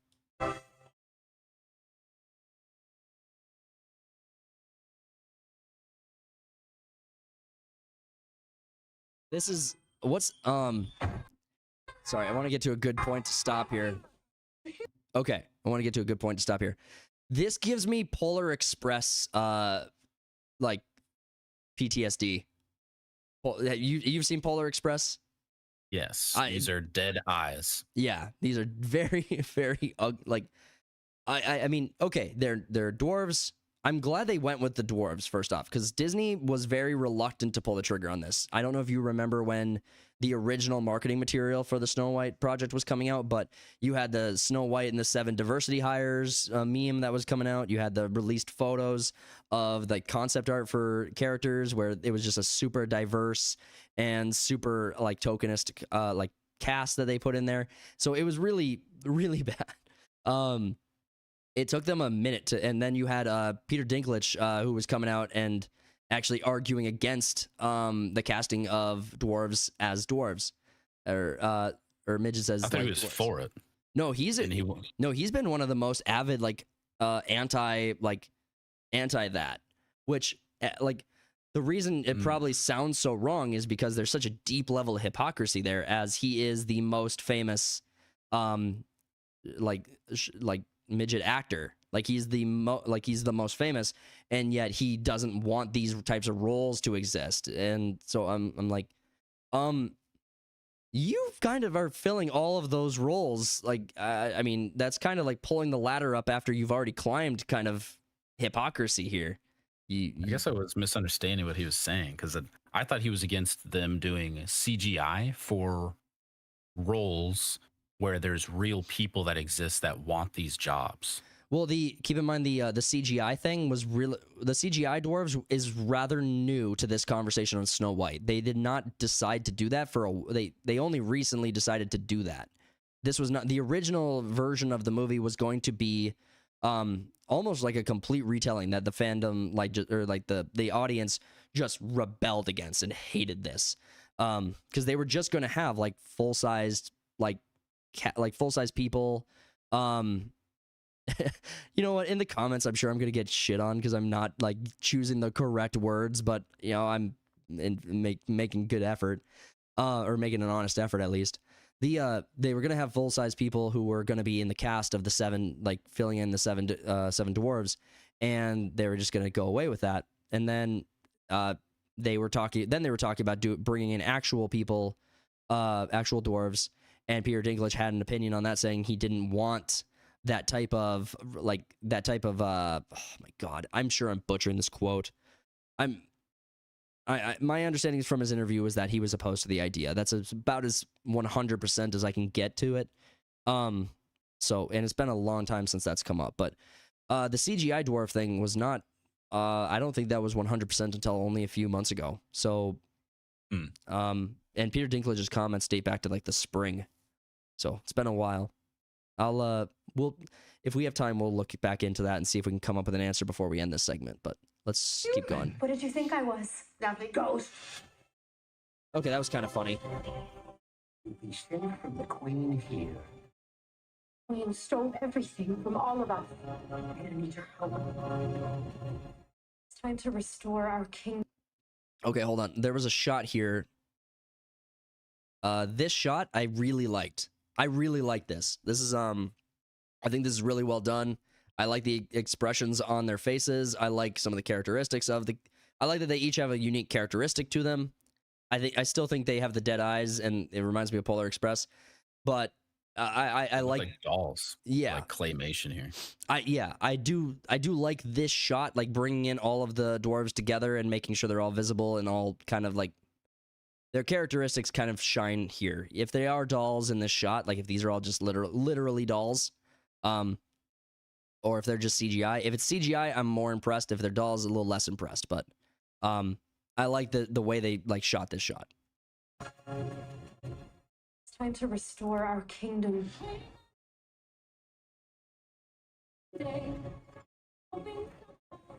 So they're classic story.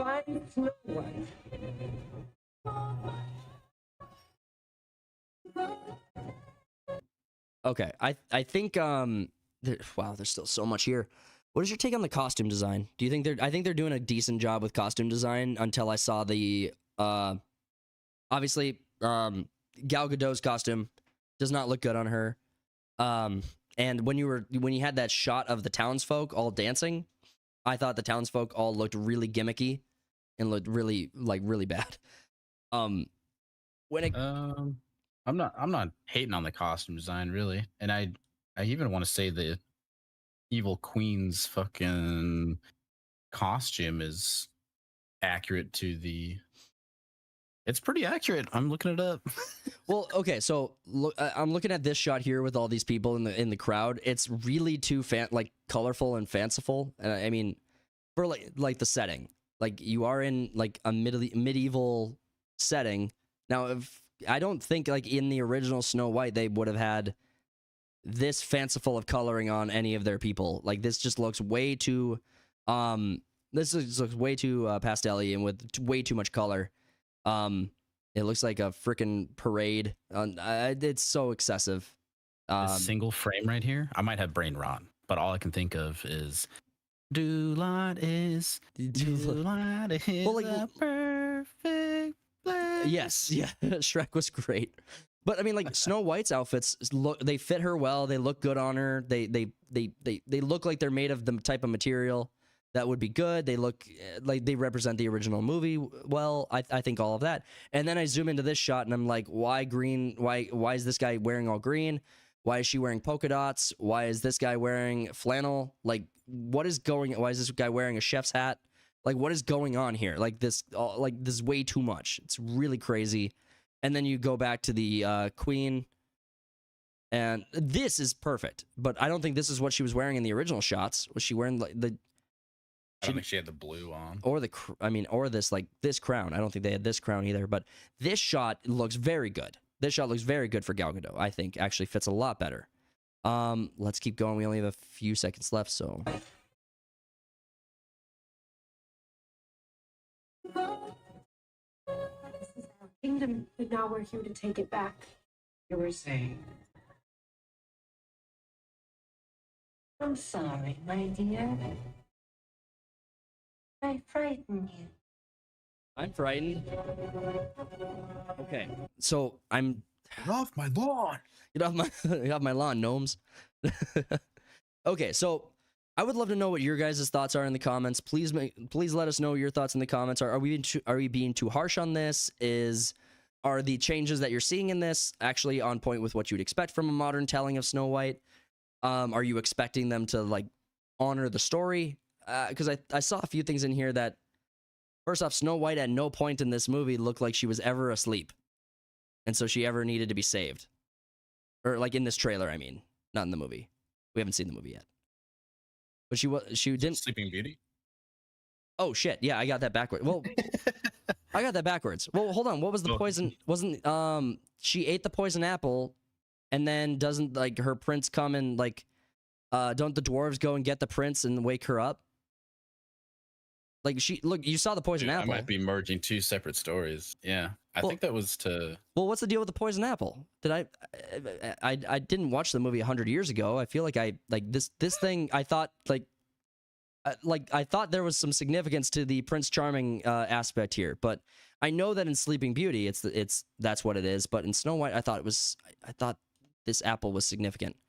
But I could be wrong, and I am getting the I don't know. I'm mixed on this because the same thing happens in Sleeping Beauty. Yeah, so she eats the apple, she falls into an eternal sleep.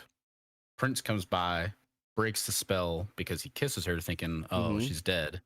And she's like, "Oh, yes, I'm not dead." Okay, so I was on point at least. I mean, I didn't remember enough of the specifics to make the case, but I appreciate you fact checking me real time on this because the apple thing, she's never unconscious. You don't see like her in Prince Charming. They're kind of like just passing on screen every now and again just to remind you there is a Prince Charming, but he doesn't look to be important in any sense.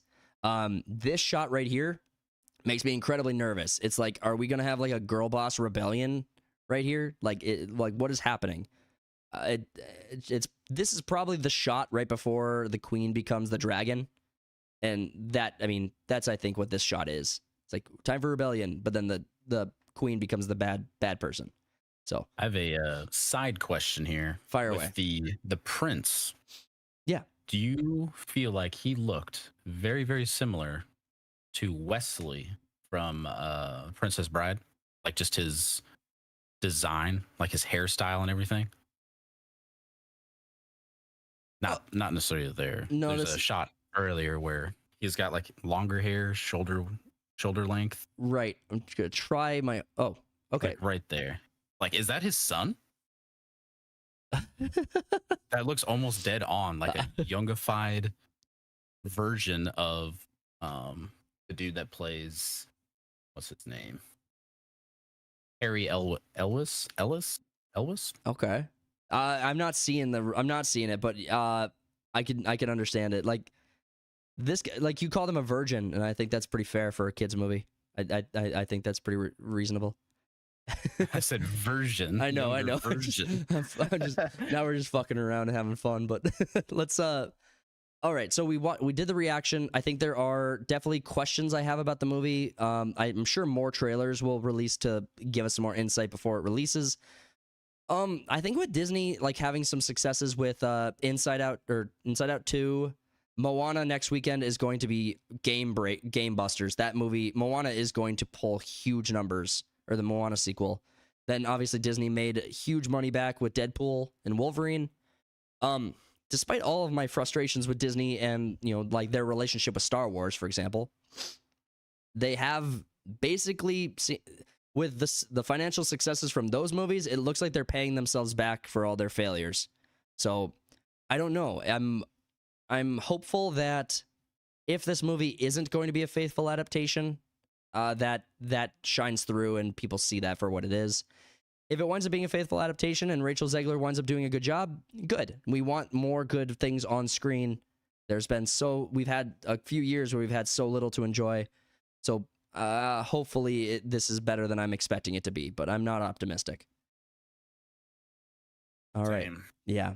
We have one more story to get into, so let's jump right into it. This is another story from the Park Place, or from that Park Place, and we are talking about, this time, How to Train Your Dragon.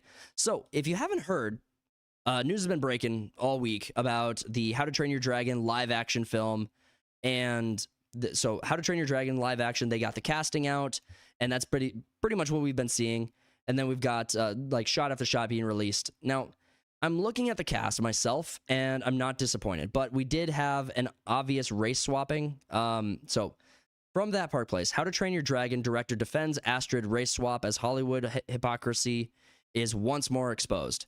So, another opinion piece, we got race swapped Astrid. So, this is what we're looking at here. I first off, my animus towards race swapping and like just checking the box for the sake of it, like, the Black Viking thing is just stupid.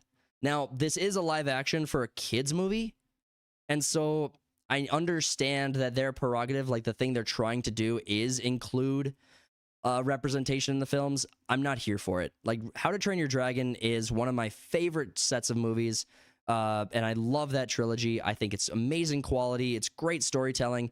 The second movie was, oh man, it was pretty much perfect. You had this really huge moment where where Hiccup is kind of forced into a role that he doesn't believe he's ready for, and it's such a powerful moment and so How to Train Your Dragon has all of these amazing things to look forward to. Like, muddying the waters by doing race swapping in a movie that doesn't benefit from it. This won't improve. Like, having a person of color play Astrid doesn't do anything to improve the story. So I'm actually kind of frustrated about it. We've had too much of that, and I think it's time to be over with it. Now, one thing in fairness is that I think she does look good. I think she is actually pretty light-skinned considering, but I mean, not to make it all about race, you guys just, like, Hollywood can't stop themselves. Like, they didn't do this to improve the story. They did it to check a box, and that's so obvious here. Now, my biggest issue with the way she looks is that she wasn't, like, blonde. Like, that was my biggest issue. But at the same time, I understand the frustration because it's the same frustration I feel with all of these other projects that keep race swapping shit. So it's not. I'm kind of torn because if the movie's good and the writing is good, then ultimately, who really cares? But what gets me is, sure, dragons aren't real, and that part of this is not. But it's based on like actual people and their actual beliefs. Yeah. So, like this is based on real people, or a real group of people, I should say. The Vikings. So why? Yeah, exactly. Why would you want to swap that? Well, so to that point, I mean, it's the same issue we had with like Cleopatra when they had to make Cleopatra black when she was Greek. Like it's revisionism. It's just making sure that they could change as many things as possible to erase this idea that there were ever cultures that were separate from each other. Like, there were cultures that didn't meet each other for several thousand years, and then history shows that, and that has to go away. It always has to have been that every culture and every race always existed harmoniously together in all cases. That's the revisionist history they're trying to create. Now, as it pertains to this film, I don't know this actress who's playing Astrid. I have not seen her other projects. She might be incredibly talented, and she might be really good. She might be a good character for Astrid, but I mean, it was completely unnecessary.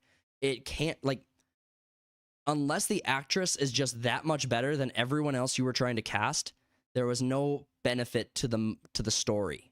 That's the problem, is that you're not trying to improve the story, and you know you're not trying to improve the story. You're just trying to check a box. Now, that's my default on this conversation, because that's what it looks like. That's the appearance it gives. That's the perception that they're giving off. If they could make the case that this actually improved the story, then I would be more receptive to it. The same way I am for Arcane. Like the diversity in Arcane is so well put together. This specific IP doesn't benefit from it. And there's so many IPs that don't benefit from it. But I don't know, man. It's like, I love the argument when...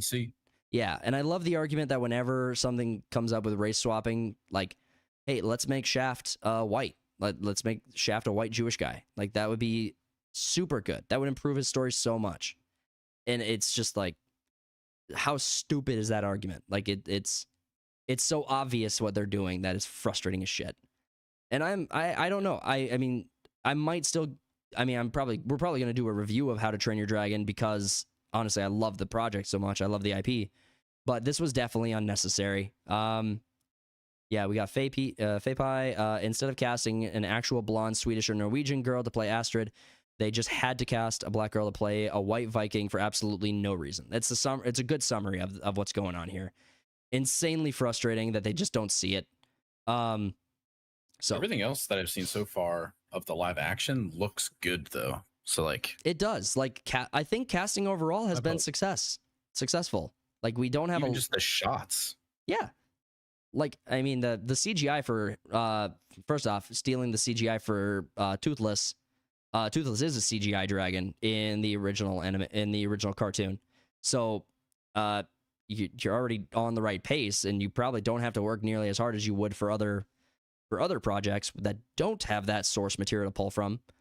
Or I could be mistaken. Maybe for some reason it's harder. I don't expect that to be the case, but I mean, the casting looks like it could be good. I'm hopeful.